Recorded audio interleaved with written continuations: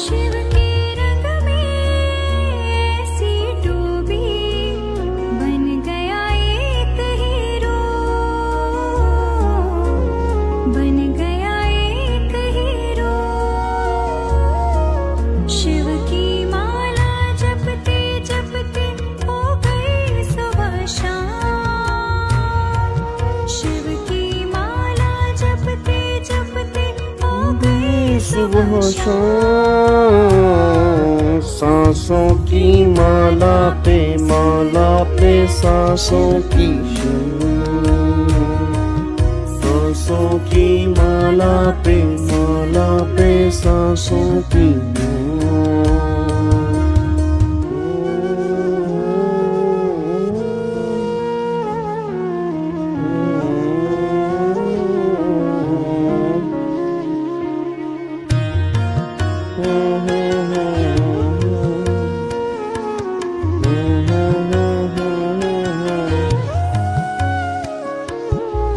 शिव जी मेरे में बसे हैं, संग रहे दिन रात, संग रहे दिन रात। अपने मन की मैं जानू सबके मन की राम, अपने मन की मैं जानू सबके मन की राम। सांसों की माला पे सांसों की की माला पे सिमरूं मैं शिव का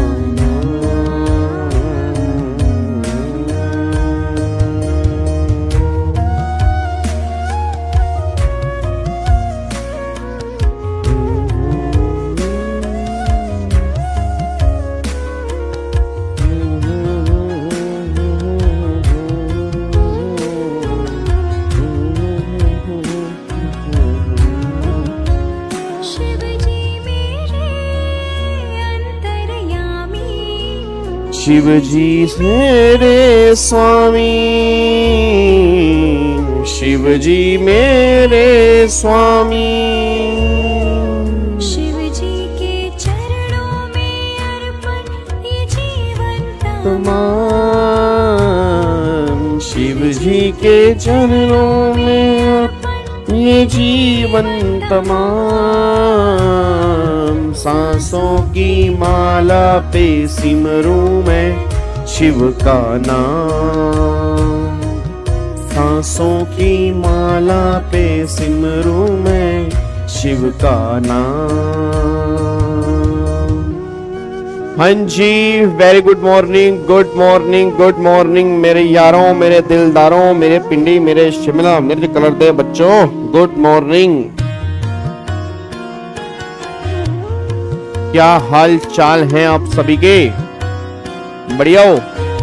सुप्रभात जी, सुप्रभात।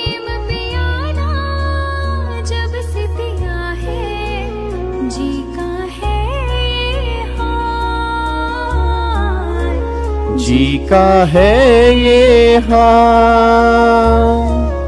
अंगारों पे नींद आ जाए और कांटों पे आराम, अंगारों पे नींद आ जाए तो कांटों पे आराम। सांसों की माला पे सांसों की शिव का नाम, सांसों की माला पे हूँ मैं शिव का नाम। हाँ जी, very good morning, good morning, good morning जी, गुड मॉर्निंग रेशमा। सर्री, आपको शिमला मिर्च पसंद है क्या? अरे हम तो सब सब्जी खा लेता हूं, तुम बताओ तुम्हें घिया करेला पसंद है का? राम राम गुरुदेव, राम राम जी, क्या हाल चाल है भाई? बढ़िया है, कोई दिक्कत तो ना है? चलो बहुत बढ़िया भाई। गुड मॉर्निंग पव, good morning CA with Shreya, ओहो क्या बात। Good morning Saurabh, good morning Shreya good morning, Hemant good morning, Kunal good morning, Jain साहब good morning, Rimjhim good morning, Deepak good morning, Shivani Dubey. चलो जी आ जाओ, फटाफट से आ जाओ जी, इधर देखो ध्यान से। तो अब हमने चैप्टर कौन सा स्टार्ट किया हुआ था, याद है चैप्टर हमने कौन सा स्टार्ट किया हुआ है? हमने आज हमारा session number, I think session number 29, oh my God, आज हमारा सेशन नंबर 29 आज हम यहाँ पे स्टार्ट करने जा रहे हैं। 28 सेशन हमारे इस सीरीज के हो चुके हैं, आज हमारा सेशन नंबर 29 है और उसमें हम क्वेश्चन करेंगे पीजीबीपी के, ठीक है ना। तो चैप्टर हमने स्टार्ट किया हुआ है पीजीबीपी और टोटल इनकम का, अभी हम क्वेश्चन कर रहे हैं पीजीबीपी के, ठीक है। आकाश ऑलरेडी यूट्यूब पे डली हुई है, उनकी प्लेलिस्ट बनी हुई है मेरे पर्सनल चैनल के ऊपर, आप वहां पे जाके देख सकते हो, ठीक है मेरे बच्चे। चलो इधर देखो ध्यान से, अब एक बार फटाफट सारे के सारे बच्चे यहाँ पे आओ। अच्छा आज हमें क्वेश्चन कौन से करने हैं? आज भी जो हमें क्वेश्चन करने हैं वो मॉड्यूल वाले क्वेश्चन करने हैं, ठीक है ना। आज भी जो हमें क्वेश्चन करने हैं मॉड्यूल वाले क्वेश्चन करने हैं, फिर कल से हम mock test paper, RTP, past year paper, उसके क्वेश्चंस करने स्टार्ट करेंगे। बट आज वाली क्लास में जो भी मॉड्यूल के इंपॉर्टेंट क्वेश्चंस है उसको आज हम कंप्लीट कर लेंगे, ठीक है। चलो आओ जी। अच्छा आपको लास्ट क्लास के अंदर मैंने होमवर्क दिया था, याद है आपको? आपको मैंने लास्ट क्लास में होमवर्क दिया था, याद है आपको? एक तो मेरे ख्याल से क्वेश्चन नंबर 12 होमवर्क दिया था मैंने आपको ना, एक तो क्वेश्चन नंबर 12 आपको मैंने होमवर्क दिया था और एक क्वेश्चन नंबर 13 आपको मैंने होमवर्क दिया था। क्या ये क्वेश्चन आपसे हो गए थे जी? क्या ये क्वेश्चन आपसे हो गए थे? बीच में छुट्टी थी संडे की, क्या तुमने किए या नहीं किए? हो गए थे क्वेश्चन? जल्दी बोलो फटाफट से जी। हाँ 10, 12 और 13, क्या ये क्वेश्चन आपसे हो गए थे? फटाफट से बताओ जी। अगर किसी क्वेश्चन में डाउट है तो मुझसे पूछ लो, नहीं तो फिर अगले क्वेश्चन की तरफ बढ़ते हैं जी, नहीं तो फिर अगले क्वेश्चन की तरफ बढ़ते हैं। यस सर हो गए थे, कोई दिक्कत नहीं है।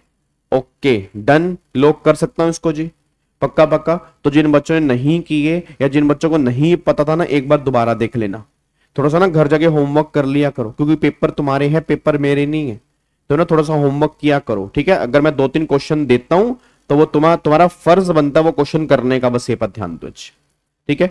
सर जी एक बार क्वेश्चन नंबर 13 बता दोगे तो अच्छा हो जाएगा। लो जी एक बार क्वेश्चन नंबर 13 देख लेते हैं जी, ठीक है। चलो एक बार क्वेश्चन नंबर 13 दोबारा से देख लेते हैं, देन फिर अगले क्वेश्चन पे आएंगे, ठीक है। चलो सारे बच्चे एक बार क्वेश्चन नंबर 13 पढ़ लो।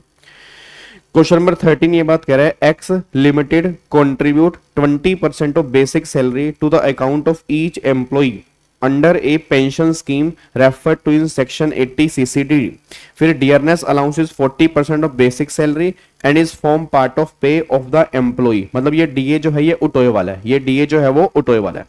कह रहा है compute the amount of deduction allowable under section 36(1) 4A if the basic salary of the employee aggregate जो है वो 10 लाख है। Would disallowance under 40A(9) be attracted and if so to what extent. दो चीज आपको बतानी है। पहली बात तो याद करो, मैंने कहा था कि अगर एम्प्लॉयर एम्प्लॉय के पेंशन फंड में कंट्रीब्यूट करता है तो सबसे पहला काम ये होता है कि वो जितना भी कंट्रीब्यूशन करेगा वो एम्प्लॉय की सैलरी में ऐड हो जाएगा।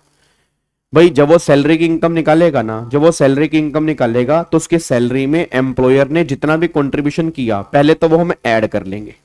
उसके बाद अब एम्प्लॉय के हाथ में तो ट्रीटमेंट हो गया क्योंकि वो एम्प्लॉय की इनकम है तो एम्प्लॉय के हाथ में ऐड होगा। बट एम्प्लॉयर के हाथ में क्या है? एम्प्लॉयर के हाथ में तो खर्चा है ना, और ये खर्चा उसके बिजनेस का है, तो गवर्नमेंट कहती है उसकी तुम डिडक्शन क्लेम कर सकते हो अंडर सेक्शन 36। अब याद करो 36 में कितनी डिडक्शन क्लेम कर सकते हो? तो गवर्नमेंट कहती है जितना भी आपने कंट्रीब्यूट किया पहले तो वो लिख लो, पहले तो वो लिख लो, फिर जितनी भी तुम्हारी सैलरी है उसका 14% निकाल लो कितना आता है। अब अगर तुम्हारा कंट्रीब्यूशन इस सैलरी के 14% तक है फिर तो जितना भी तुमने कंट्रीब्यूशन किया हम तुम्हें उतने की डिडक्शन दे देंगे। बट अगर तुम्हारा कंट्रीब्यूशन इस सैलरी के 14% से ज्यादा है तो जितना ज्यादा वाला कंट्रीब्यूशन होगा एज पर सेक्शन 40(9) वो एम्प्लॉयर के हाथ में डिस अलाउड हो जाएगा। बस ये पर ध्यान दो जी। अब मेरे को सबसे पहले ये बताओ, उसने कंट्रीब्यूशन किया 20% of basic salary. Basic salary कितनी यहाँ पे 10 लाख रुपए हमारी यहाँ पर ये निकल के आ रही है, और यहाँ पे जो निकल के आ रहा है 4 लाख रुपए का डीए निकल के आ रहा है, तो टोटल सैलरी आ रही है 14 लाख रुपए, बेसिक प्लस में डीए, ठीक है। पर उसने कंट्रीब्यूशन कितना किया 20%, किसका, बेसिक सैलरी का। बेसिक सैलरी कितनी है 10 लाख, उसका 20 कितना हो गया 2 लाख, तो 2 लाख रुपए उसने कंट्रीब्यूशन किया। अब 2 लाख रुपए उसने कंट्रीब्यूशन किया, बट हमें जो डिडक्शन मिलेगी वो मिलेगी 14%।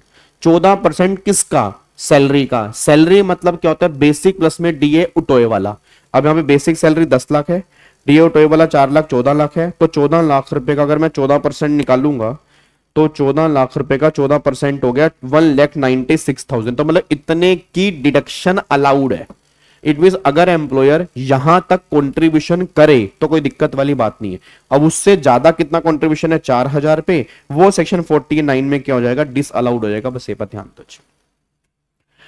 क्या बात मेरे समझ में आ रही है, पक्का पक्का, कोई दिक्कत वाली बात तो नहीं है। अब मेरे ख्याल से ना आपके मन में ये डाउट हो सकता है, सर एक बात बताओ, ये जो आप 14% की लिमिट बता रहे हैं, पर ये 14% की लिमिट तो वो डिफॉल्ट स्कीम के अंदर होती है ना, तो यहां तो मान लो अब नॉर्मल स्कीम से हम क्वेश्चन कर रहे हैं, तो यहां तो ऐसा कुछ लिखा ही नहीं कि डिफॉल्ट स्कीम है या नॉर्मल स्कीम है, तो अपने 14% माइनस कैसे कर दिया। मेरे बच्चे आप गलत सोच रहे हो, बहुत ध्यान सुनना मैं कहना क्या चाह रहा हूं, इधर देखो ध्यान से, क्योंकि यहीं पर बच्चों को कंफ्यूजन होती है।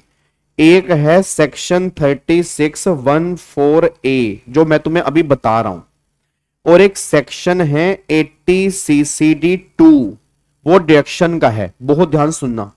अब यहां पर मैंने क्या बोला, ये एम्प्लॉयर है, ये एम्प्लॉई है, ध्यान सुनना। एम्प्लॉयर ने एम्प्लॉई के एनपीएस में कंट्रीब्यूशन किया, तो मैंने क्या बोला कि पहले जो कंट्रीब्यूशन है उसकी सैलरी में जुड़ेगा, और जब ये जुड़ जाएगा तो बाद में एम्प्लॉई एम्प्लॉयर के कंट्रीब्यूशन की डिडक्शन क्लेम कर सकता है। दिमाग में क्लैरिटी लेके आना, थोड़ी सी दिमाग में क्लैरिटी लेके आना, मैं क्या कह रहा हूं। एम्प्लॉयर ने एम्प्लॉय को एनपीएस दिया, तो एम्प्लॉय को पैसा मिला, पहले सैलरी में जोड़ दिया, एम्प्लॉय की इनकम बन गई, फिर बाद में एम्प्लॉय इसकी डिडक्शन क्लेम कर सकता है जब उसकी ग्रोस टोटल इनकम निकल के आ जाएगी। तो एम्प्लॉयर के कंट्रीब्यूशन की एम्प्लॉय डिडक्शन क्लेम कर सकता है। बच्चा कह रहा है ये बात समझ नहीं आ रही, तो एम्प्लॉयर का कंट्रीब्यूशन जो है वो तो एम्प्लॉयर के हाथ में अलाउड होगा ना, अलाउड होगा, कितना अलाउड होगा, उसी के लिए 3614A है। तो 3614A लग रहा है एम्प्लॉयर के हाथ में, 80 CCD2 लग रहा है एम्प्लॉय के हाथ में। पहले दिमाग में क्लैरिटी लेकर आओ। अब गवर्नमेंट कह रही जो एम्प्लॉयर कंट्रीब्यूशन करेगा एनपीएस में, कोई भी स्कीम ले रखी हो, कोई भी स्कीम ले रखी हो, मैटर नहीं करता, हर केस में 14% तक की वो डिडक्शन क्लेम कर सकता है, चाहे वो नॉर्मल स्कीम हो चाहे वो डिफॉल्ट स्कीम हो। बट जब एम्प्लॉयर ने कंट्रीब्यूशन किया है एम्प्लॉय की एनपीएस में, तो पहले वो जोड़ दिया, उसके बाद डिडक्शन क्लेम करेगा। कौन क्लेम करेगा, एम्प्लॉय क्लेम करेगा। क्यों क्लेम करेगा, क्योंकि ऊपर वाला कंट्रीब्यूशन उसकी इनकम बन चुकी है। तो जब एम्प्लॉय इसकी डिडक्शन क्लेम करेगा तो गवर्नमेंट ने कहा अब ये बता यहां पे स्कीम कौन सी ली है। अगर तूने यहां पे नॉर्मल स्कीम ली है, मैं दोबारा बोलूंगा, अगर तूने यहां पे नॉर्मल स्कीम ली है तो उस केस में डिडक्शन तू क्लेम कर सकता है मैक्सिमम 10% ऑफ सैलरी। और अगर तूने यहां पे डिफॉल्ट स्कीम ली है उस केस में तो डिडक्शन क्लेम कर सकता है 14% ऑफ सैलरी। तो वो 10 और 14 की जो लिमिट है वो एम्प्लॉय के लिए है 80 CCD में। बस ये पर ध्यान दो। तो थोड़ा सा दिमाग में क्लैरिटी लेके चलना, ये दोनों सेक्शन को मिक्स मत करना, क्योंकि बहुत सारे बच्चे इसमें गलती कर देते हैं। सर बहुत सारे बच्चे कंफ्यूज होते हैं कि नहीं नॉर्मल स्कीम में 10 है, डिफॉल्ट स्कीम में 14 है, बट वो एम्प्लॉय के लिए। और यहां पर बात हो रही है एम्प्लॉयर ने जो कंट्रीब्यूशन किया उसके लिए एम्प्लॉयर कितनी डिडक्शन क्लेम करेगा, तो ये लिमिट जो है वो उसकी है। आई थिंक आपके दिमाग में थोड़ी सी क्लैरिटी आ गई हो। पक्का पक्का आप कंफ्यूज तो नहीं होगे, क्योंकि ये पॉइंट पेपर के अंदर बहुत बार बनता है और बच्चा वहां पे गलती करके आता है। ठीक है नी। तो सबसे पहले क्या कर दिया, सैलरी में अपने जोड़ दिया, तो एम्प्लॉयर उसकी डिडक्शन क्लेम करेगा। कितनी क्लेम करेगा, 14% ऑफ सैलरी। फिर एम्प्लॉय के सैलरी में जोड़ा, एम्प्लॉय भी इसकी डिडक्शन क्लेम करेगा, बट वो 80 CCD2 में डिडक्शन क्लेम करेगा, वो 36 में क्लेम नहीं करेगा, क्योंकि 36 जो है वो पीजीपी का एज। क्या इसको लॉक कर दें, पक्का पक्का नहीं, कोई दिक्कत वाली बात तो नहीं है। चलो अब अगले पॉइंट पर आओ जी। अब ये वाला क्वेश्चन नंबर 13 था। आई होप आपका होमवर्क यहां पे कंप्लीट हो गया होगा। मेरे ख्याल से अब कोई डाउट आपको नहीं होगा जी। क्या इसको लॉक कर सकते हैं। चलो अब अगले पॉइंट पर आओ जी। अब यहाँ पे आ जाओ, क्वेश्चन नंबर 16 के ऊपर आओ, इधर देख लो ध्यान से क्वेश्चन नंबर 16 क्या कहते हैं। ठीक है, एक बार क्वेश्चन नंबर 16 चेक करो। ये क्वेश्चन भी इंपॉर्टेंट है, ये क्वेश्चन भी आपके एग्जाम के अंदर बन सकता है। ये क्वेश्चन भी इंपॉर्टेंट है और ये क्वेश्चन भी आपके एग्जाम के अंदर बन सकता है। एक बार क्वेश्चन नंबर 16 ध्यान देना।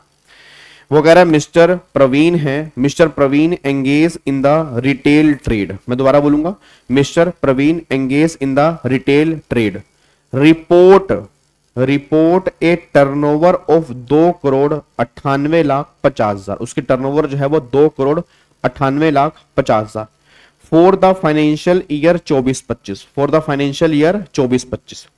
Amount receive in cash during the previous year 24-25 जो है वो 14 लाख रुपए का। ठीक है जी। And balance through prescribe account payee cheque, मतलब इलेक्ट्रॉनिक मोड से किया, ओनर बिफोर द 31 जुलाई 2025। फिर वगैरह his income from the said business, his income from the said business as per books of accounts is 15 lakh. मतलब नॉर्मल इनकम जो as per books of accounts है उसकी income 15 lakh रुपए निकल के आ रही है। Compute as per the provision of chapter 4D PGBP of the Income Tax Act 1961, retail trade is the only source of income for Mr. Praveen assessment year 24-25 was the first year for which he declared his business income in accordance with the provision of presumptive taxation section number 44AD। अब मेरा पूरी class का question है, पहले मेरे को normal answer दो। याद करो सेक्शन नंबर 44AD में क्या लिखा था जी। 44AD में बिजनेसमैन की दो लिमिट होती है। आप 44AD कब ले सकते हो, या तो आपकी टर्नओवर 2 करोड़ रुपए तक हो या आपकी टर्नओवर 3 करोड़ रुपए तक हो। अब 2 करोड़ तो नॉर्मली हर केस में वो लिमिट एप्लीकेबल होती ही होती है। 2 करोड़ रुपए की लिमिट नॉर्मली हर केस में एप्लीकेबल होती है। 3 करोड़ रुपए की लिमिट वहां पे एप्लीकेबल होती है जहां पर 95% रिसीविंग जो आपने की है वो स्पेसिफाइड मोड से की है। इट मींस अगर 95% आपने पेमेंट जो रिसीव की है या तो अकाउंट पे चेक से की या अकाउंट पे ड्राफ्ट से की या ऑनलाइन की, तब तो 3 करोड़ रुपए की लिमिट है, नहीं तो लिमिट तुम्हारी 2 करोड़ रुपए की है। अब मेरा पूरी क्लास से क्वेश्चन है, आपके टर्नओवर 2,98,50,000। तो पहली बात तो ये चेक कर लेते हैं कि क्या ये पर्सन स्कीम लेने के एलिजिबल भी है या नहीं है। क्या ये पर्सन स्कीम लेने के एलिजिबल भी है या नहीं है। मैं ऐसा क्यों कह रहा हूं, क्योंकि अगर मैं नॉर्मल लिमिट की बात करता हूं फिर तो एलिजिबल नहीं है, अगर मैं स्पेशल लिमिट की बात करता हूं फिर ये एलिजिबल है। उसके लिए चेक करना पड़ेगा इसने कितने परसेंट की रिसीविंग ऑनलाइन ली है, कितने परसेंट कैश में ली है।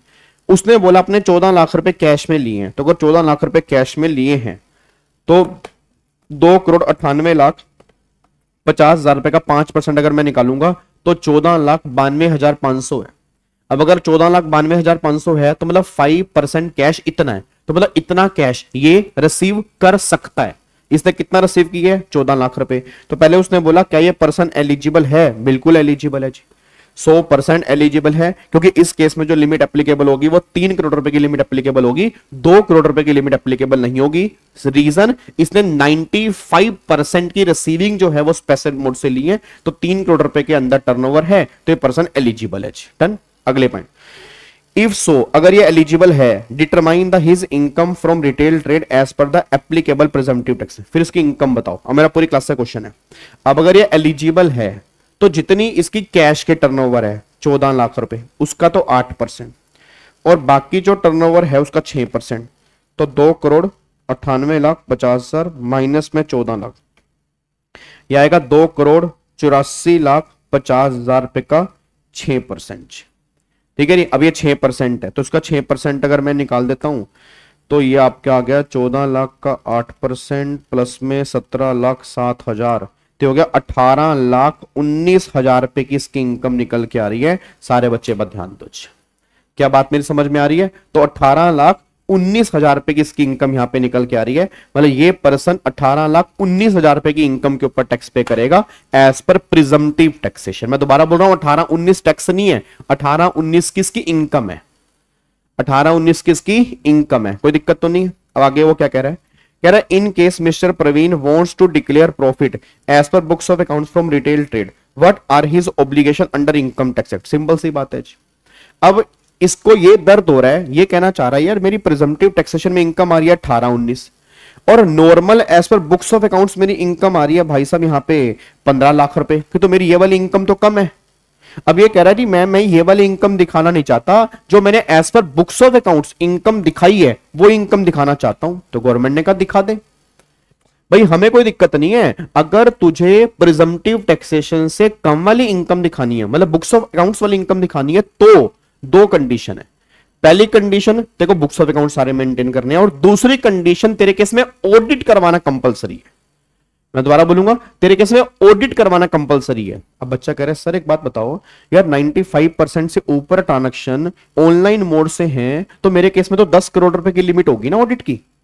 काबा सर ओए ओए ओए इधर, काबा सर एक बात बताओ, ऑडिट की दो लिमिट थी, 1 करोड़ 10 करोड़। अब 10 करोड़ रुपए की लिमिट एप्लीकेबल होगी अगर 95% की रिसीविंग एंड पेमेंट जो है वो ऑनलाइन मोड से है। हम ये मान रहे हैं कि 95% से ऊपर ही है, तो 10 करोड़ रुपए की लिमिट है 10 करोड़ रुपए की लिमिट है। बट याद करो मैंने क्या कहा था, याद करो, याद मैंने कहा था कि अगर कोई पर्सन प्रिजम्पटिव टैक्सेशन से नॉर्मल इनकम में आना चाह रहा है तो कोई लिमिट नहीं है, उसके लिए ऑडिट करवाना और बुक्स ऑफ अकाउंट्स मेंटेन करना कंपलसरी है। तो सिंपल सी बात ये ध्यान देना कि भैया अगर ये यहां पे 15 लाख रुपए की इनकम दिखाना चाहता है, गवर्नमेंट के लिए दिखा सकता है, हमें कोई दिक्कत नहीं है, बट तो अकाउंट्स मेंटेन कर ले और ऑडिट करवा ले। ऑडिट करवाना तेरे केस में कंपलसरी है, तेरे केस में कोई टर्नओवर की लिमिट ही नहीं है अगर तू ऐसे करना चाह रहा है। ठीक है, यहां पे ऑडिट करवाना पड़ेगा और 44 AB में, और बुक्स ऑफ अकाउंट्स मेंटेन करनी पड़ेंगी 44 AA में। अब आगे देखो, what is the due date for him filing the return under both option. अब देखो अगर बोथ ऑप्शन मतलब अगर 44 AD वाला ऑप्शन ले रहा है तो 31 जुलाई, और अगर 44 AD वाला नहीं ले रहा, बुक्स ऑफ अकाउंट्स में लोअर इनकम दिखाना चाह रहा है, तो फिर ऑडिट करवाना कंपलसरी है, दैट इज 31 अक्टूबर। बस ये पर ध्यान दो। तो अब बताओ इसमें कोई दिक्कत तो नहीं है? हाँ अब बताओ फटाफट से, बताओ इसमें कोई दिक्कत तो नहीं है? जल्दी बताओ जी, इस पॉइंट में कोई दिक्कत तो नहीं है? फटाफट से बोल दो जी।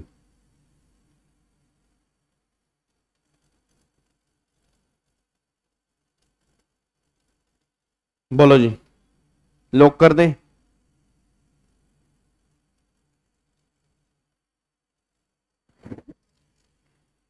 बोलो, क्या इसको लॉक कर सकते हैं? सर हाउस प्रॉपर्टी में डाउट है,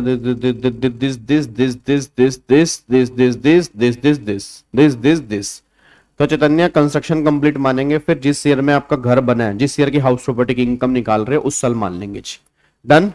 क्या इसको लॉक कर सकते हैं जी? पक्का पक्का, कोई दिक्कत वाली बात तो नहीं है? चलो, तो ये हमारा क्वेश्चन नंबर था। अच्छा, अब ये इसके आंसर हैं, ये इसके आंसर है। अगर आप कहोगे तो वैसे मैं लास्ट में इसको लिखवा दूंगा, अदरवाइज बिल्कुल सिंपल प्रेजेंटेशन है, इसमें कुछ खास नहीं है, क्योंकि जो ऊपर पॉइंट लिखे हैं उसी का प्रोविजन इन्होंने पहले लिखा है, फिर इन्होंने प्रोविजन के बेस पे आंसर दिया, फिर इन्होंने क्या किया, प्रोविजन के बेस पे आंसर दिया। बस ये पर ध्यान दो।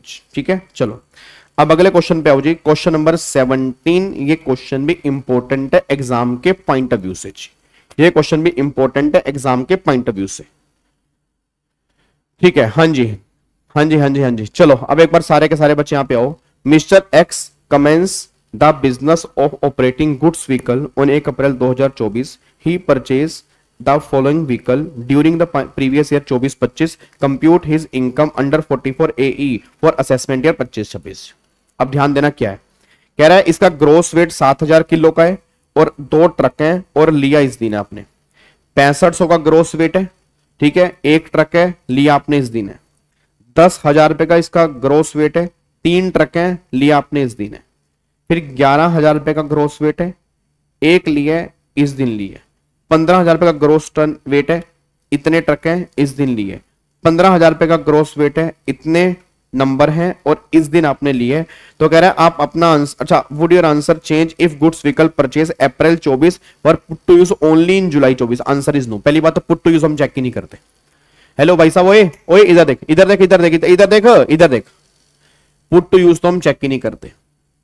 पुट टू यूज हम चेक ही नहीं करते, हम चेक करते हैं कितने महीने आपने होल्ड किए, कितने महीने आपने होल्ड किए। तो जितने महीने भी आपने होल्ड किया होगा उसके बेस पे कैलकुलेशन करनी है।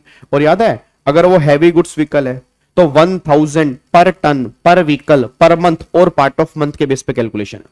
और अगर वो हैवी गुड्स व्हीकल नहीं है तो 7500 पर मंथ पर व्हीकल और पार्ट ऑफ मंथ के बेस पे कैलकुलेशन है। अब हैवी गुड्स व्हीकल का मतलब क्या है, इसका ग्रोस वेट 12,000 किलो से ज्यादा का है।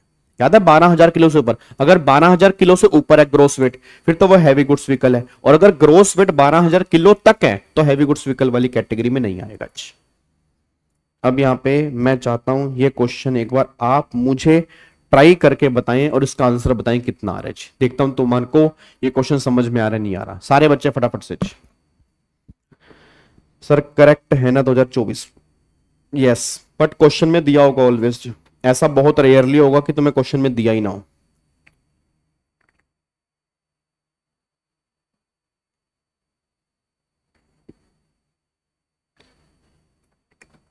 ये क्वेश्चन आप ट्राई खुद करेंगे।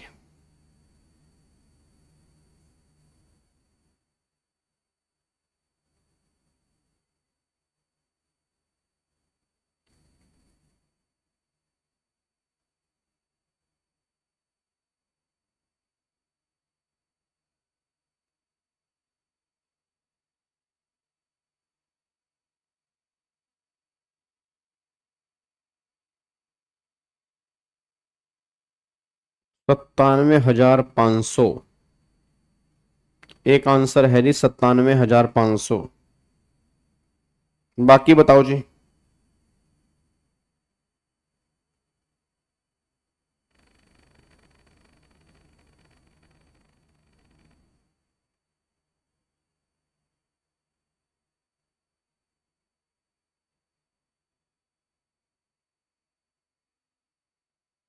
मनी बाकी बताओ।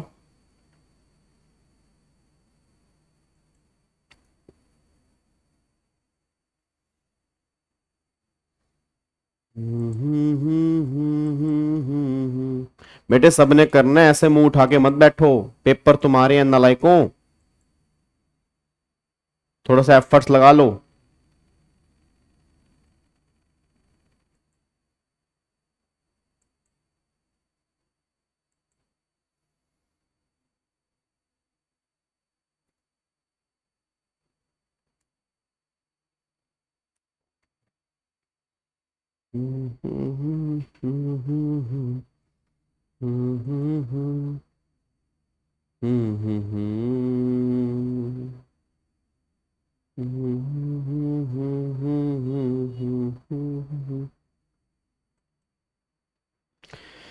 Normal 4,12,500, heavy 2,70,000। टोटल बताना, टोटल कितना आ रहा है जी?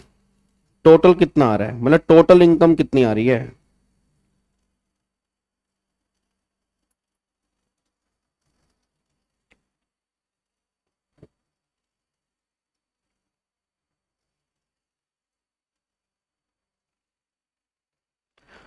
टोटल बताओ टोटल। इसकी प्रेजेंटेशन कैसे होगी अभी दिखा देता हूं जी। इसकी प्रेजेंटेशन कैसे होगी अभी डिस्कस कर लेते हैं, पहले मेरे को आंसर तो बता दो कि खाली प्रेजेंटेशन करके आओगे? जो बच्चे प्रेजेंटेशन बोल रहे हैं मेरे बच्चे, खाली प्रेजेंटेशन से खाली डब्बे नहीं बना के आने ना, डब्बे के अंदर फिगर भी लिख के आनी है। फटाफट से पहले आंसर बताओ, आंसर कितना आएगा जी? 6,82,500। उर्मिला करिए 4,12,500। स्नेहा का है 6,82,500।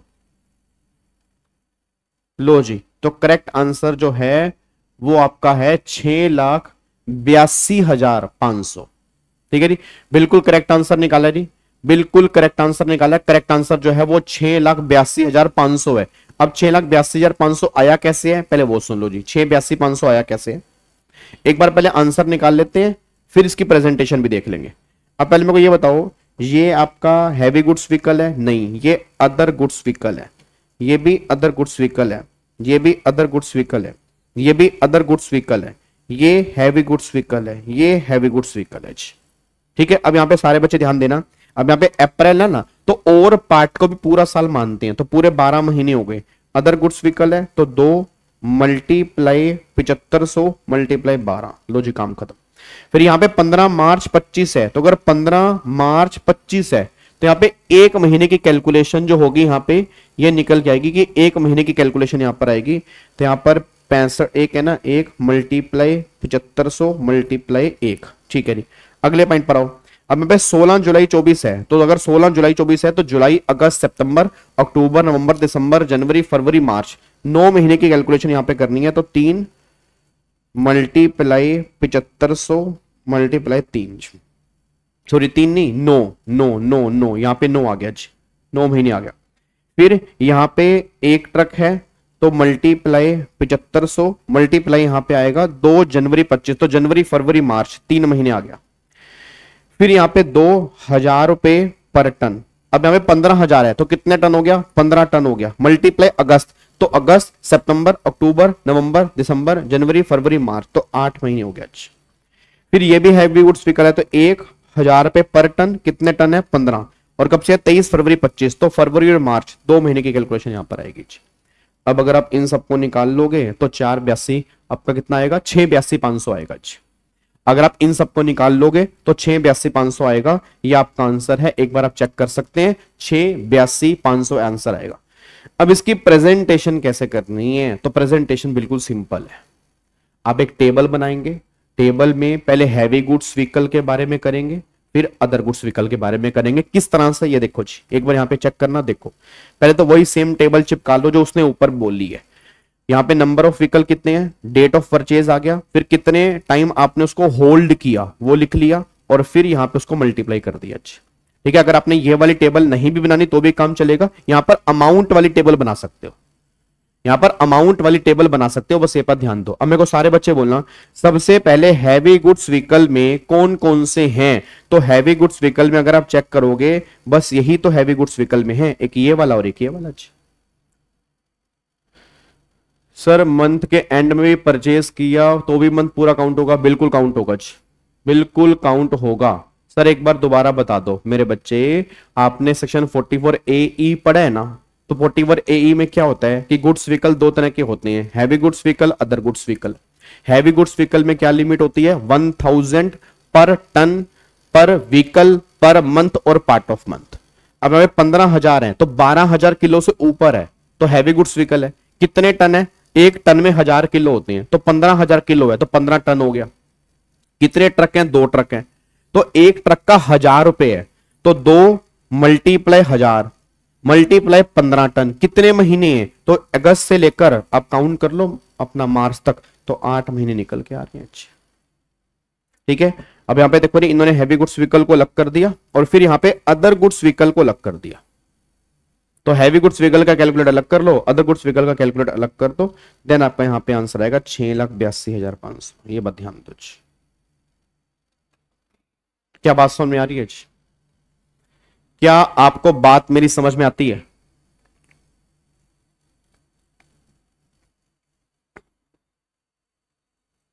हनी बोलो बोलो बोलो, बोल दो ना जरा, बोल दो ना जरा। क्लियर, पक्का पक्का, चल में आगे चल में।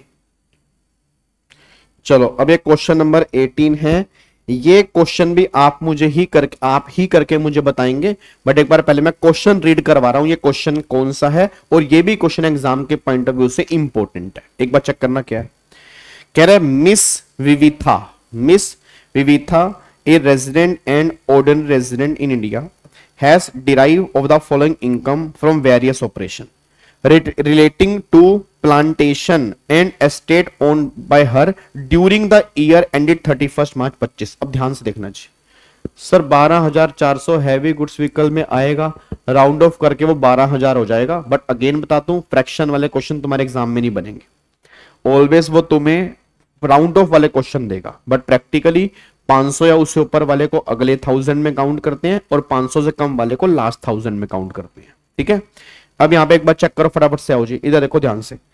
तो यहां पे income from the sale of centrifuge of latest processed from rubber plant grown in Darjeeling 3 lakh रुपए। Income from sale of coffee, ध्यान रखना coffee, grown and cured in येकार्ड Tamil Nadu 1 lakh. Income from sale of coffee grown cured roasted and grounded in Colombo India से बाहर and sale consideration receive in Chennai. ठीक है, आगे देखो, income from sale of tea grown and manufacture in Shimla ठीक है। Income from sapling and seedling grown in nursery at Cochin, basic operation were not carried out by her on land, ये 6 लाख रुपए है। अब वो कह रहा आप निकाल दो बिजनेस की इनकम और एग्रीकल्चर इनकम निकाल दो असेसमेंट ईयर 25-26 के। मैं टैक्स निकालने की बात नहीं कर रहा जी, मैं दोबारा बोल रहा हूं, मैं टैक्स निकालने की बात नहीं कर रहा, मैं यहां पे इनकम निकालने की बात कर रहा हूं। तो सिर्फ इनकम निकाल के बताना कि इस पर्सन की इनकम कितनी आएगी। हाँ जी, फटाफट से इसका आंसर मेरे को बता दो जी, जल्दी।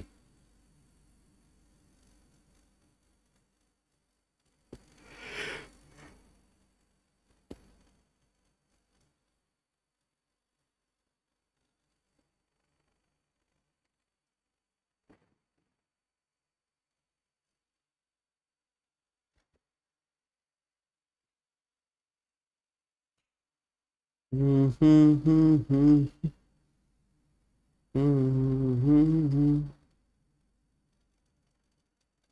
हम्म हम्म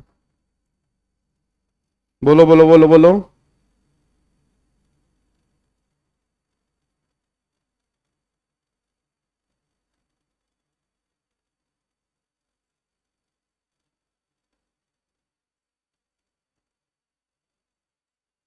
हाँ जी, आंसर देख के कर रहे हो तो अपना बहुत बड़ा नुकसान कर रहे हो, मैं सही बता रहा हूं जी। अगर कोई बच्चा आंसर देख के कर रहा है तो इससे बड़ी चीटिंग कुछ हो ही नहीं सकती, क्योंकि पेपर में तुम्हें आंसर नहीं दिए होंगे, ध्यान रखना जी, पेपर में तुम्हें अपने आप करना पड़ेगा।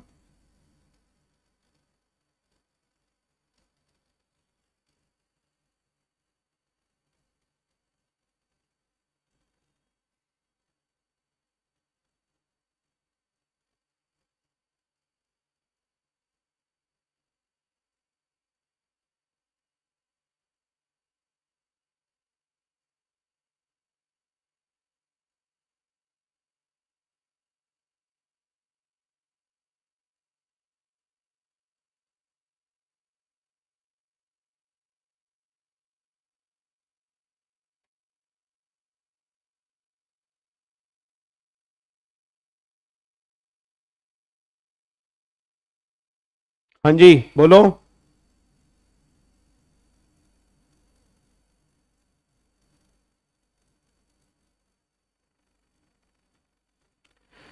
स्नेहा कह रही है एग्रीकल्चर इनकम 590 और बिजनेस की इनकम 160।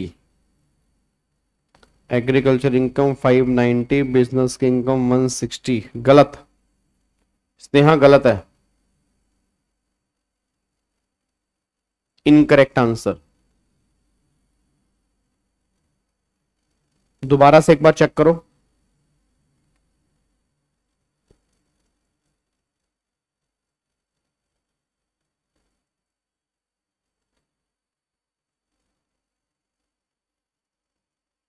बोल दो। 470, 660। गलत, इनकरेक्ट आंसर। क्या बात है, बहुत बढ़िया। मैं कह रहा हूं तुम्हारे पेपर भाई साहब बस खतरनाक। अबे नलायको, भी तो ये तुम्हारे मॉड्यूल वाले क्वेश्चन है, बुक वाले क्वेश्चन है, बाहर से नहीं करवा रहा अभी मैं। उसमें तुम इतनी गलतियां कर रहे हो और तुमने पहले किए होंगे सारे क्वेश्चन ये वाले।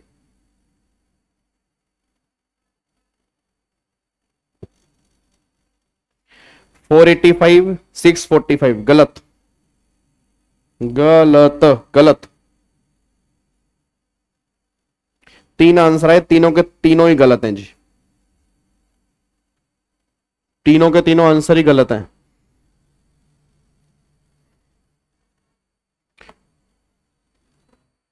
चलो छोड़ो यार, इधर देखो ध्यान से, इधर देखो, इधर देखो, इधर देखो ध्यान से। एक बात मेरे को बताओ, यहां पर पहले तो रबर की बात हो रही है। रबर वाले केस में क्या होता है, याद है रबर वाले केस में क्या है? रबर वाले केस में 65% एग्रीकल्चर, 35% नॉन एग्रीकल्चर। तो 3 लाख का पहले 65% निकाल लो। तो 3 लाख रुपए का 65 अगर मैं निकालूंगा तो यहाँ पे हो गया 1,95,000, तो माइनस में 3 लाख। तो 1,05,000 रुपए की मेरी बिजनेस की इनकम है और 3 लाख, सॉरी यहाँ पे 3 लाख का 65% आ गया आपका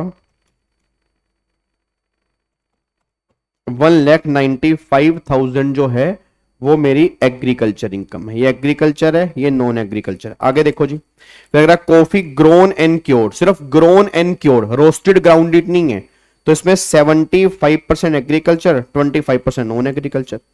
तो 75,000 रुपए तो एग्रीकल्चर है और 25,000 रुपए की इनकम जो है नॉन एग्रीकल्चर है जी। ठीक है, आगे देखो फिर अब अगला करें income from sale grown cured roasted grounded in Colombo. Hello भाई साहब, इन कोलंबो।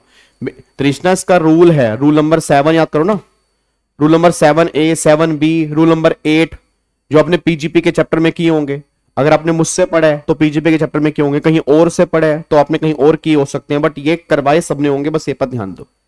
अब एक बात मेरे को बताओ, अब यहां पर वो बात कर रहा है कि भाई साहब ये coffee grown cured roasted grounded Colombo India से बाहर, तो अगर वो इंडिया में होता तब एग्रीकल्चर इनकम एग्जम्प्ट करते, नॉन एग्रीकल्चर टैक्सेबल करते। पर अगर कोई एग्रीकल्चर इनकम फॉरेन कंट्री में कमाई है तो ऑलवेज एंड ऑलवेज वो टैक्सेबल होगी, वो एग्जम्प्ट नहीं होगी। तो ये सारी की सारी इनकम जो 2.5 लाख रुपए की है, ये नॉन एग्रीकल्चर इनकम वाली कैटेगरी में आएगी, एग्रीकल्चर में आएगी नहीं। उसके बाद देखो फिर income from sale on grown manufacturing, income from sale tea. अब टी वाले केस में क्या है, 60-40 की रेशियो है, तो 4 लाख का 60 एग्रीकल्चर, 2,40,000 और यहां पे आपका आ गया 40, 1,60,000 ये आ गया जी आपका बिजनेस की इनकम। फिर यहाँ पे income from sapling and settling grown in nursery at Cochin, basic operation were not carried out by her hand. तो सिंपल सी बात है, सैपलिंग और नर्सरिंग से आने वाली इनकम जो होती है वो एग्रीकल्चर इनकम वाली कैटेगरी में आती है, चाहे बेसिक ऑपरेशन कैरी किए हो या ना किए हो, ये मैटर नहीं करता, ये इनकम एग्रीकल्चर इनकम है। तो अगर सिर्फ एग्रीकल्चर इनकम है तो इनकम एग्जम्प्ट है, एग्जम्प्ट है तो टैक्सेबल ही नहीं है जी। अब चेक करना कितना कितना आ रहा है जी, तो 1,05,000 प्लस में 25,000 प्लस में 2.5 लाख और प्लस में 1,60,000, तो 5,40,000 रुपए की नॉन एग्रीकल्चर इनकम है। देखो जी, ये बिजनेस की इनकम है और ये एग्रीकल्चर इनकम है, तो 5,40,000 रुपए की बिजनेस की इनकम और 5,90,000 रुपए की नॉन एग्रीकल्चर इनकम आ रही है जी। ये आंसर है भाई साहब, तुम पता ही नहीं क्या कर रहे हो यार, मतलब मेरी समझ से ही परे तुम क्या कर रहे हो। पेपर है तुम्हारे अभी कुछ ही घंटों के बाद, कैसे चलेगा काम, नालायक। फिर बच्चा कहता है मॉड्यूल वाले क्वेश्चन तो कर लिए, मॉड्यूल वाले का सर क्वेश्चन तो कर लिए, कितनी बार कर लेंगे। अबे नालायक हो।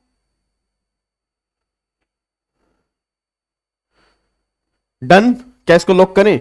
मेरे करवाने के बाद तुम डन लिख देते हो भाई, मेरे करवाने के बाद डन लिखने का कोई खास फायदा नहीं है, क्योंकि आंसर वही आना है जो तुमने अभी मुझे दिया है और वही तुमने पेपर में करके आना है। डन, चलो अगले पॉइंट पर आओ जी, अगले पॉइंट के ऊपर आओ। अब यहां पे आ जाओ, अब इस क्वेश्चन के ऊपर देखते हैं। अब यहां पे है क्वेश्चन नंबर 19, ये भी आप ही मुझे करके बताएंगे, ये भी आप लोग ही मुझे करके बताएंगे। अच्छा पहले मैं आज वाली क्लास का होमवर्क दे दूं, मैं तुम्हें होमवर्क दे दूं। ये क्वेश्चन नंबर 19 तो अभी करेंगे, 19 अभी करेंगे, आपने 20 आपका होमवर्क है, क्वेश्चन नंबर 20 आपका होमवर्क है, ठीक है ना, 20 आपका होमवर्क है। उसके बाद क्वेश्चन नंबर 21 आपका होमवर्क है, ठीक है। 22 हम क्लास में ही करेंगे, 26 आपका होमवर्क है, ठीक है, और बाकी 27 में हम क्लास में करेंगे। तो पहले आपको होमवर्क 3 क्वेश्चन दिए हैं, 26, 21 एंड 20, ये 3 क्वेश्चन आपके होमवर्क है, ठीक है, ये 3 क्वेश्चन आपके होमवर्क है, ठीक है। चलो अब एक बार यहां पे चेक करो, एक बार चेक करते हैं, क्वेश्चन ध्यान से पढ़ना। क्वेश्चन, अरे क्वेश्चन मैं पढ़वाऊंगा, आंसर तुम्हें करना है, बट आंसर तुम्हें करना है, मैं पढ़ के थोड़ा सा तुम्हारे लिए इजी कर दूंगा। देखो जी, mister Venus engage in the manufacture, जैसे उसने बोला मैन्युफैक्चर, दिमाग में आ गया एडिशनल डेप्रीसिएशन भी मिल सकता है, एडिशनल डेप्रीसिएशन भी मिल सकता है। सर दीपेंद्र कह रहा है 22वां, मेरे बच्चे मैं ये मान रहा हूं कि 22वां तो हम क्लास में करेंगे, 22वां हम क्लास में करेंगे, जिसमें ग्रीन ग्रीन मैंने हाईलाइट किया ना वो हम क्लास में करेंगे, ठीक है। चलो वापिस आओ जी, इधर सुनो ध्यान से। तो यहां पर वो कहना चाह रहा है कि मैन्युफैक्चर, तो एडिशनल डेप्रीसिएशन की बात भी हो सकती है। Furnish the following particular relating to its manufacturing unit Chennai, for year ending 31 March 25। अब ध्यान से देखना, ध्यान से। WDV प्लांट एंड मशीनरी की 31 मार्च 24 का मतलब प्रीवियस ईयर 23-24, मतलब पिछले साल की WDV दे रखी है, पिछले साल की, इस साल की अभी नहीं है, पिछले साल की कितनी है, 30 लाख। फिर depreciation including additional depreciation for previous year 23-24, पिछले साल आपने डेप्रीसिएशन क्लेम किया था 4.75, तो इसको इसमें से माइनस कर देंगे तो बैलेंस आएगी ओपनिंग WDV जो इस साल की बनेगी। नई मशीनरी आपने खरीदी 1 सितंबर 24 को 10 लाख की, नई मशीनरी खरीदी 1 दिसंबर 24 को 8 लाख की, आपने कंप्यूटर परचेस किया 3 जनवरी 25 को 4 लाख का जी।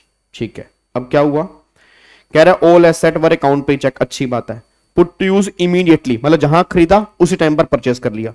नई मशीनरी परचेस की 1 December 24 and computer have been installed in the office, मतलब कंप्यूटर भी ऑफिस के अंदर है और जो नई मशीनरी 1 दिसंबर वाली है उसको भी ऑफिस में है। अच्छा बताओगे 1 दिसंबर वाली ऑफिस में है तो मतलब ये वाली आपने ऑफिस में यूज की है, तो क्या आप मेरे को बता सकते हो इसमें क्या नुकसान होगा? इसमें नुकसान ये होगा, इस पे तुम एडिशनल क्लेम नहीं कर सकते। अबे याद करो नालायकों, इस पे तुम एडिशनल क्लेम नहीं कर सकते ना। जो मशीन आपने ऑफिस में यूज की है चाहे वो नहीं क्यों ना हो, आप उस पर एडिशनल क्लेम ही नहीं कर पाओगे। ऑफिस एम्प्लॉइंस पे एडिशनल नहीं है, ये दिमाग में लेके चलना कि वो डेट क्यों दे रहा है। फिर वो कह रहा है 31 March 24 new machinery had been purchase 31 October 23 को for 10 lakh, additional depreciation beside normal depreciation have been claim thereon, मतलब नॉर्मल एडिशनल इस पे क्लेम कर लिया था बट तुम्हें देखना है इसका होगा क्या।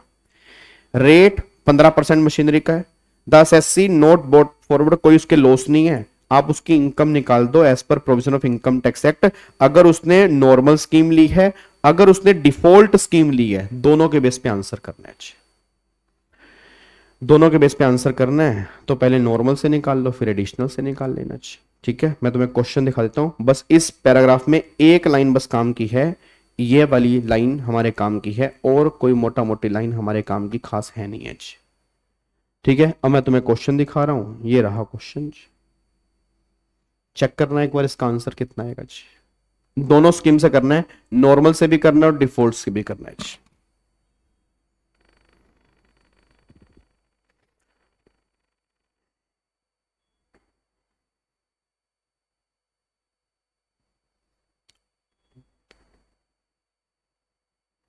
हाँ जी, करो करो करो बेटे, इधर उधर इधर उधर नहीं देखना, इधर उधर नहीं देखना।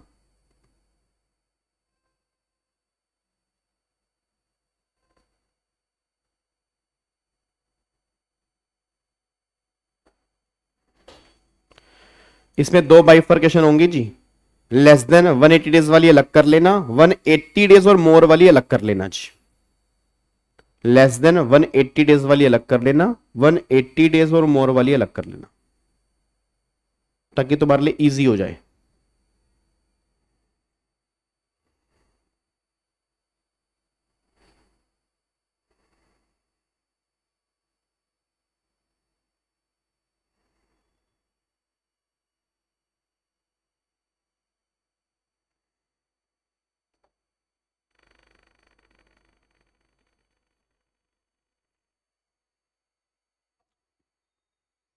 जब स्क्रीन ऊपर करनी होगी तो बता देना जी।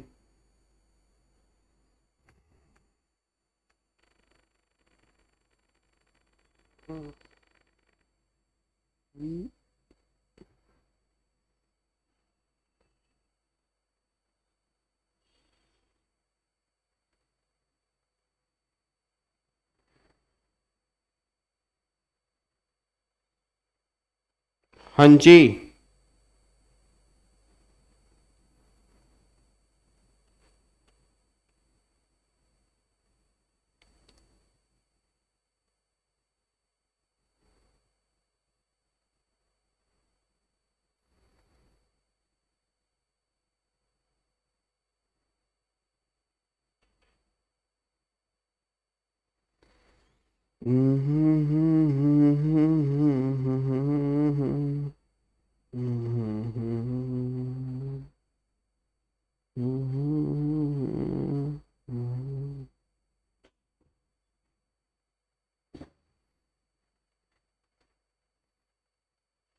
हेलो भाई साहब, ओए ओए, क्वेश्चन करने हैं, क्वेश्चन करने हैं, ध्यान रखना, बैठना नहीं ऐसे।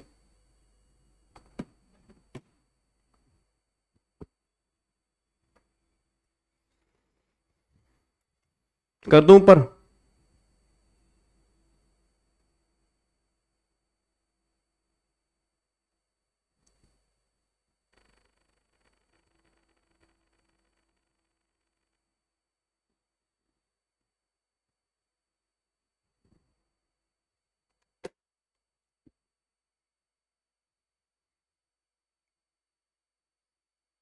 कंप्यूटर ऑफिस में है सर यूज, चेक करो, क्वेश्चन पढ़ो,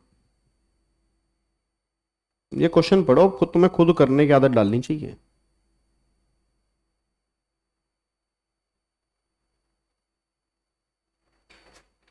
हाँ जी, हो गया।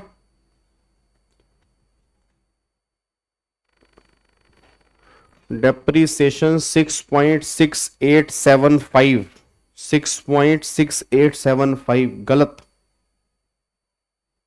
मशीन 180 डेज और more, normal 5.2875, additional 2 + 1 3, 3 lakh less 180 days 0.60, 0.80।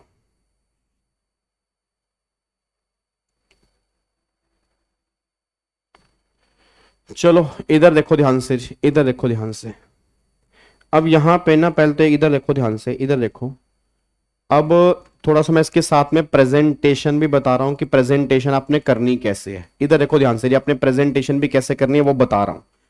अब यहां पे आप क्या करोगे, यहां पे ना आप एक टेबल बना लोगे ऐसे, यहां पर एक टेबल बना लोगे इस तरह से, ठीक है। यहां पर आप टेबल बना लोगे इस तरह से। अब एक तरफ तो लिखोगे आप प्लांट एंड मशीनरी, एक तरफ लिखोगे आप कंप्यूटर, ठीक है ना। एक तरफ लिखोगे प्लांट मशीनरी, एक तरफ लिखोगे कंप्यूटर। अब सबसे पहले क्या करोगे, आप यहां लिखोगे एसेट जिसका पुट टू यूज 180 डेज और मोर है, मतलब जितनी भी एसेट्स हैं 180 डेज और मोर वाली, पहले उसको लिख लो, यहां पर पहले उसको लिख लो। अब यहां पर एक बात मेरे को सोच के बताओ, पहले तो इधर देखो ध्यान से। अब यहां पे मेरी ओपनिंग WD एक बार चेक करना, यहां पर ये 30 लाख की पिछले साल की है, 30 में से 4.75 चला गया तो बैलेंस आ गया 25.25, इतना आ गया, इतना आ गया ना, तो 25.25 आ गया। अच्छा, अब ये 25.25 आ गया, आपने नई मशीनरी परचेज की 1 सितंबर को, तो ये 180 डेज से ज्यादा है, 180 डेज से ज्यादा, इसमें मिलेगा फुल। और 1 दिसंबर वाली आपने 180 डेज से कम की है, इस पे मिलेगा हाफ, और कंप्यूटर पे भी हाफ मिलेगा क्योंकि 180 डेज से कम है, ठीक है ना।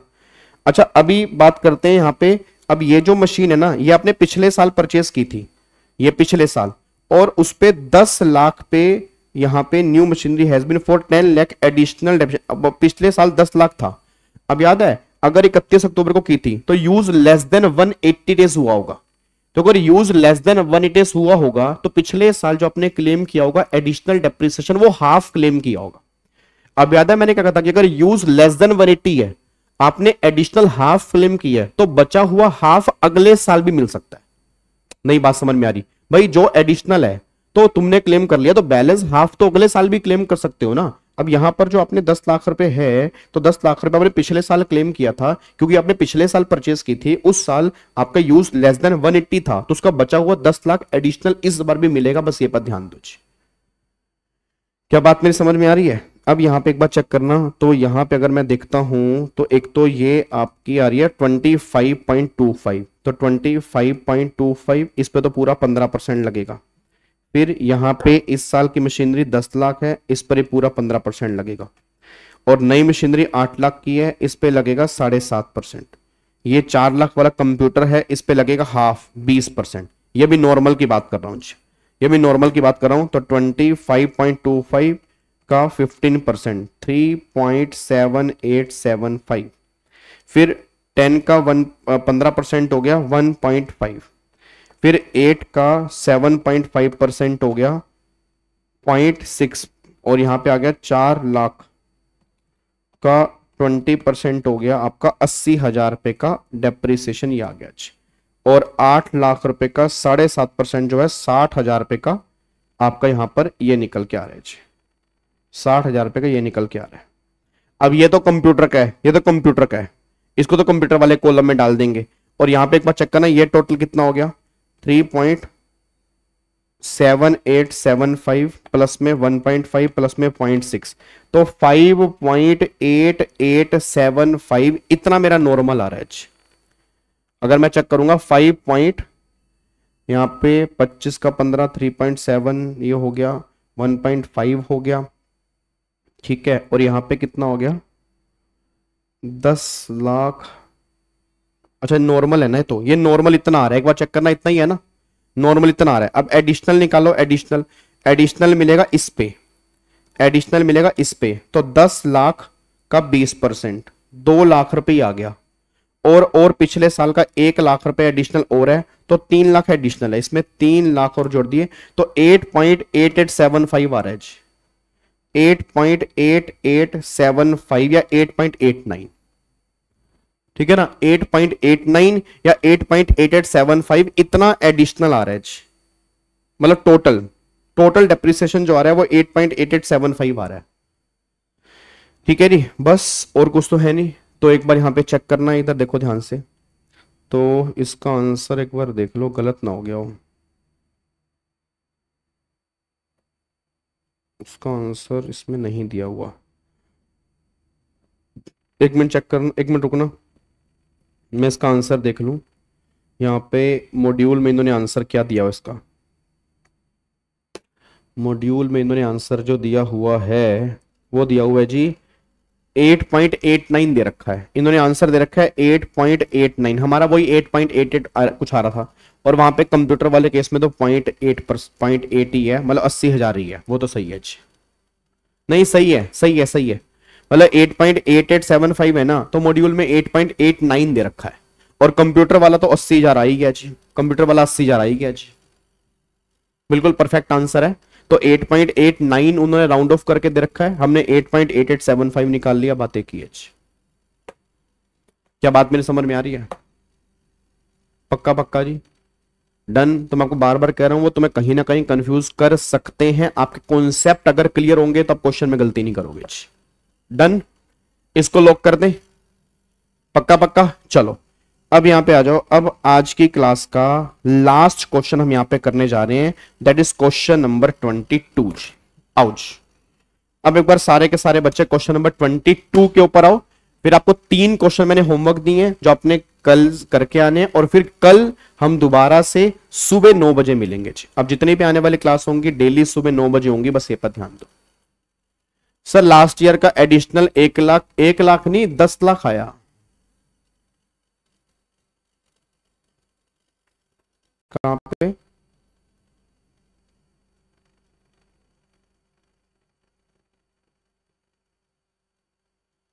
यहां पे कितना है, 10 लाख की मशीन है ना, 10 लाख की मशीन है ना, तो 10 लाख की मशीन है, तो 10 लाख का हाफ कितना बन गया, 10%, 1 लाख ही तो बन गया। क्या नाम है, रजनीश गेमिंग। मेरे बच्चे 10 लाख की आपने नई मशीनरी परचेज की थी, यहां पे 10 लाख की, तो पिछले साल आपने उसका 10% 1 लाख क्लेम कर लिया होगा, तो बचा हुआ 1 लाख तो आप इस बार क्लेम करोगे ना, क्योंकि एडिशनल का टोटल 20 है, अब एडिशनल टोटल 20 है, आपने वहां 10 क्लेम किया, 10 बार यहां पे आ गया। तृष्णा कह रही है सर एक बार कैलकुलेशन समझा दो।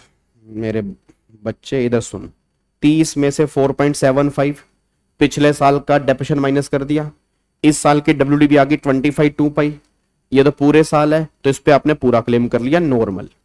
फिर ये 10 लाख की मशीन है, सितंबर में ली, पूरे मतलब 180 डेज से ज्यादा यूज हुई है, इस पे पूरा क्लेम कर लिया, ठीक है। ये वाली मशीन है, इसको अपने लेस देन 180 यूज किया तो हाफ क्लेम किया, तो 7.5% आ गए, ये आ गया नॉर्मल। अब एडिशनल किस पे मिलेगा, इस पे तो एडिशनल नहीं मिलेगा क्योंकि ये ऑफिस में यूज है, इस पे एडिशनल मिलेगा, कितना मिलेगा, पूरा 20%, तो कितना हो गया 2 लाख रुपए का ये एडिशनल हो गया, और पिछले साल का 1 लाख रुपए एडिशनल जो मेरे को वहां नहीं मिला था, तो वो 1 लाख हो गया, तो 3 लाख एडिशनल हो गया। तो अगर मैं इसमें 3 लाख रुपए जोड़ दूंगा तो इतना डेप्रिसिएशन टोटल आ जाएगा नॉर्मल वाला, और कंप्यूटर पे आपने हाफ ही है जी। हाँ हाँ प्रांजल बिल्कुल चलेगा जी, बिल्कुल चलेगा। चलो अब एक बार यहाँ पे क्वेश्चन नंबर 22 के ऊपर आओ, सारे के सारे बच्चे फटाफट चेक करो यहाँ पे देख के आए, और ये आपने मुझे आंसर बताने हैं भाई, ये आंसर आप मुझे बताएंगे, मैं आपको नहीं बताऊंगा। कह रहा है एग्जामिन करो और विद रीजन बताओ for following sub division whether the following statement are true and false, क्या ये स्टेटमेंट सच्ची हैं या ये स्टेटमेंट झूठी हैं। नॉर्मल वाला डेफिनेशन कैलसी में कंप्यूट वाला ऐड नहीं हुआ, तो कंप्यूटर वाला ऐड क्यों करेंगे भाई? कंप्यूटर वाला अलग से नहीं लिखेंगे 80,000, उसका अलग ब्लॉक नहीं है, वो 40% का ब्लॉक है, प्लांट मशीनरी का 15% का ब्लॉक है, तो 80,000 पे उसको अलग करेंगे। अरे मेरे नालायकों, एक बात मेरे को बताओ, ये जो 80,000 पे है तो इसको तुम अलग करोगे ना, इसको बीच में ऐड क्यों करोगे तुम? मेरे को ये बता दो बस, ये अलग ब्लॉक नहीं है क्या? मैंने क्या बोला, इसकी प्रेजेंटेशन कैसे करनी है इसकी, तो यहां 80,000 लिखोगे ना, तो बाकी तो यहां लिखोगे सारा, इसको जोड़ोगे, ये टोटल डेप्रिसिएशन आएगा, इसका अलग आएगा। बात समझ रहे हो? तो जो मैंने यहां पे निकाला है, यहां पे जो मैंने निकाला है 8.8875, ये किसका निकाला? प्लांट मशीनरी का निकाला। कंप्यूटर का तो है ही 80,000, कंप्यूटर में तो कोई दिक्कत ही नहीं है।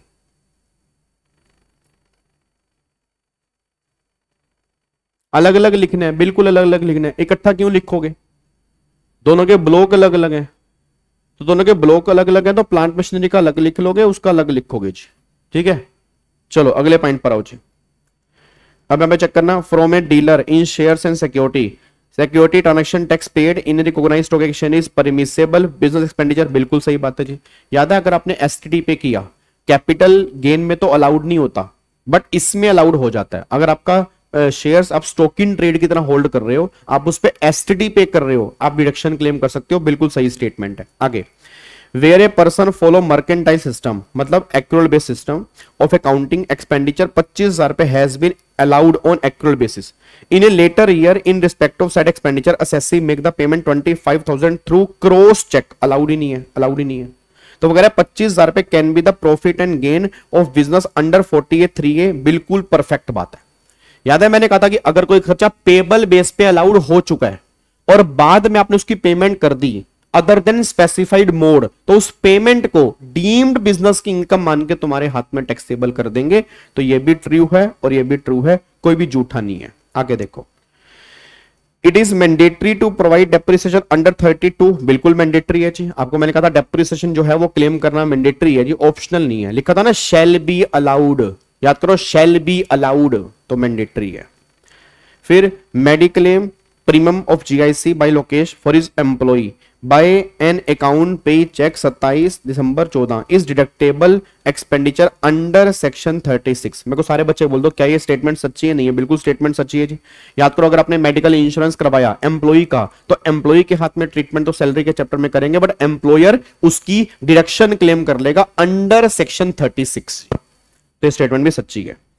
फिर 35 DDA amortized expenditure incurred is eligible VRS at the time of retirement can be done, answer is no. याद करो, इसके अंदर इंस्टॉलमेंट में अलाउड होती है 5 इक्वल इंस्टॉलमेंट के अंदर हमें डिडक्शन मिलती है, सारी एक साथ नहीं मिलती। तो वो कह रहा है कि जिस ईयर में रिटायरमेंट हुई उसी साल में पूरी डिडक्शन मिल जाएगी, answer is no. 5 equal instalment के अंदर 35 DDA की डिडक्शन मिलती है, बस ये पर ध्यान दो। ठीक है, आगे देखो जी। An individual engage in trading activity exercise the option of shifting out of the default tax regime provided 115 BSE can claim additional depreciation under section 32(1)(a) in respect of new plant machinery in trading concern where the increase in the value of each plant compared to approved base year is more than 10%। मेरा पूरी class का question है, सारे के सारे बच्चे answer दे दो, सारे के सारे बच्चे आंसर दे दो। पहले तो मैं ये आपसे बताना चाहता हूं, अगर आपने नॉर्मल डेप्रिसिएशन की बात करनी है तो नॉर्मल स्कीम लो, डिफॉल्ट लो, नॉर्मल सब में मिलेगा। एडिशनल की बात करनी है, एडिशनल सिर्फ तब मिलेगा अगर आपने नॉर्मल स्कीम ली है। अगर आपने डिफॉल्ट स्कीम ली है तो एडिशनल डेप्रिसिएशन आप क्लेम नहीं कर सकते, बस ये पर ध्यान दो। ठीक है जी, तो भैया एडिशनल नहीं क्लेम कर पाओगे, इवन नॉर्मल में भी नहीं क्लेम कर पाओगे, क्योंकि ट्रेडिंग का बिजनेस है और ट्रेडिंग एक्टिविटी में नॉर्मल मिलता ही नहीं है, मैन्युफैक्चरिंग एक्टिविटी के अंदर मिलता है। अब ये है तो नॉर्मल बट है ये ट्रेडिंग, तो ट्रेडिंग वाले केस में एडिशनल का तो मतलब ही नहीं है। ट्रेडिंग वाले केस में एडिशनल का तो मतलब ही नहीं है। अगर यहां पे मैन्युफैक्चरिंग एक्टिविटी लिखा होता तो हम सोच सकते थे, ट्रेडिंग एक्टिविटी लिखने की वजह से एडिशनल डेप्रिसिएशन यहां पे क्लेम नहीं कर सकते। ये स्टेटमेंट झूठी है और ये स्टेटमेंट 5वीं वाली भी झूठी है। क्या बात समझ में आ रही है? पक्का पक्का ठीक है जी, चलो तो अब इसको हम लॉक कर रहे हैं। ठीक है, अब इसमें एक तो क्वेश्चन मेरे करवाने वाले और बचे हैं, फिर मैं आऊंगा आरटीपी, एमटीपी और पास्ट ईयर क्वेश्चन पे। एक तो जो कल मेरे को क्वेश्चन कराना है, एक तो ये वाला क्वेश्चन नंबर 27 है। ठीक है, ये मुझे कल करवाना है, आपने ट्राई नहीं करना, आपने बस वो 3 होमवर्क ट्राई कर रहे हैं जो मैंने आपको दिए। सर पॉइंट नंबर 2 बता दो मेरे बच्चे। पॉइंट नंबर 2 ये है, याद करो 10,000 से ऊपर कैश पेमेंट अलाउड नहीं होती, खर्चा अलाउड नहीं होता, ठीक है ना, बट वो तब अगर आप पेड बेस यूज कर रहे हैं। अब मैं एक्रूअल बेस यूज कर रहा हूं। एक्रूअल का मतलब कि खर्चे मुझे पेबल बेस पे अलाउड हो जाएंगे। 25,000 रुपए का खर्चा था जो पेबल बेस पे आपने अलाउड कर लिया था, अगले साल आपने उसकी पेमेंट कर दी क्रॉस चेक से। क्रॉस चेक तो अलाउड ही नहीं है, अब वो खर्चा डिस अलाउड तो कर नहीं पाएंगे क्योंकि खर्चा वो ऑलरेडी अलाउड हो चुका है। तो गवर्नमेंट ने कहा था अगर तुमने ऐसा किया जो खर्चा पेबल बेस पे अलाउड हो चुका है और बाद में पेमेंट आप कर रहे हो अदर देन स्पेसिफाइड मोड, तो उसको डीम्ड बिजनेस की इनकम मान के हम टैक्सेबल कर देंगे, क्योंकि वैसे पेमेंट करना अलाउड ही नहीं है, इसलिए वो खर्चा तुम्हारी इनकम बन जाएगा और तुम्हारे हाथ में टैक्सेबल है।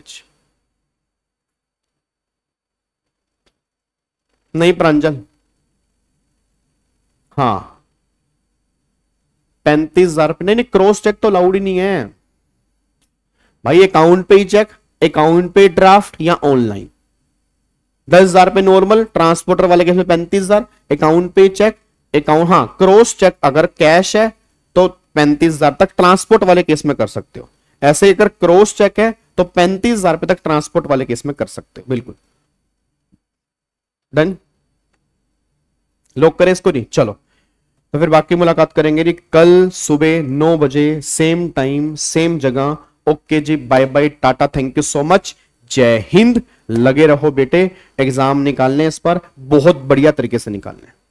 देखो मैं भी पूरी तरह से लगा पड़ा हूं सर, क्योंकि ऑलरेडी रिवीजन यूट्यूब पे बहुत पड़ी हुई है, तो मेरे को रिवीजन की इस पर चिंता नहीं थी। मेरे को था तुम्हें क्वेश्चंस प्रैक्टिस करवाने हैं और मैं हर पॉसिबल कोशिश कर रहा हूं कि तुम जितना हो सके क्वेश्चंस की प्रैक्टिस करो ताकि तुम्हें एग्जाम में दिक्कत ना आए। ठीक है, थैंक यू सो मच, जय Hind, thank you so much, god bless you ji.